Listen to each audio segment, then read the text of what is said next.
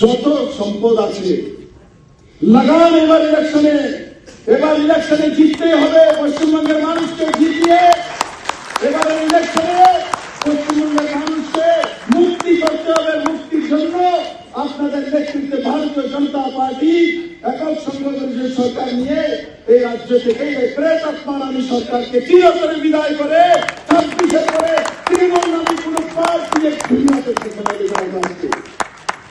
26-এর পরে কোন পার্টি থাকবে না। উনি যখন এমপিকে টিকিট দেন, রাজ্যসভার টিকিট দিয়েছে, বাঙালিদেরকে দিয়েছে, গুণক্রমে একটা পেয়েছে। এ হচ্ছে ওনার রাজনৈতিক চরিত্র। কমিউনিস্টরা 34 বেশি শাসন করে তাদেরকে সেই নাম করে প্রতিষ্ঠা করার চেষ্টা করেছিল পশ্চিমবঙ্গে। সেই রাস্তায় মমতা ব্যানার্জি হাঁটলেন, আর কমিউনিস্টের ফটোকপি জেরক্স কপি হলেন। কমিউনিস্ট অরিজিনাল কপি, উনি জেরক্স কপি।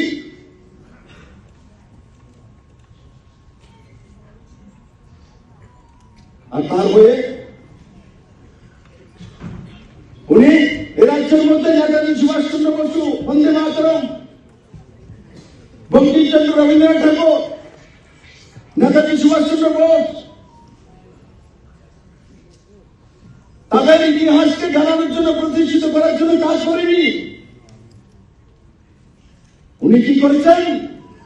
উনি কমিউনিস্টের থেকে ভয়াবহ উনি ভাইপুকে আবিষ্কার করেছেন এই রাজ্যের মধ্যে। প্রতিষ্ঠা করে নতুন ইতিহাস তৈরি করতে চাইছে। অহংকারী মহিলায় ওনার অহংকারে পশ্চিমবঙ্গের ফিডব্যাক কারণে খুব ওনার অহংকারের কারণে পশ্চিমবঙ্গের মানুষ আজ ভারতবর্ষের মধ্যে সবচেয়ে কম রোজগার। ওনার অহংকারের কারণে পশ্চিমবঙ্গের হেলথ ইনফ্রাস্ট্রাকচার, ইন্ডাস্ট্রি সবকিছু বিনাশ হয়েছে।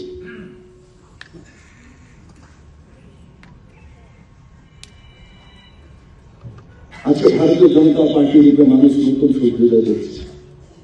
আপনাদের ইতিহাস স্বাভিমান পুনরুদ্ধার করার ইতিহাস। ইলেকশন প্রার্থী কে হবে?